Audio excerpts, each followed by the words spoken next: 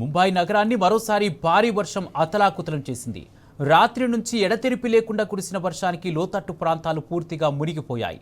ఏకంగా 16 సెంటీమీటర్ల వర్షపాతం నమోదవడంతో ప్రజలు తీవ్ర ఇబ్బందులు పడుతున్నారు.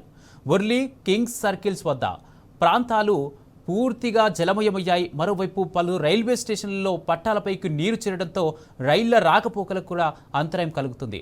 అటు రోడ్లపైన, సబ్వేల్లో పూర్తిగా నీరు చేరడంతో వాహనాల రాకపోకలు నిలిచిపోయాయి.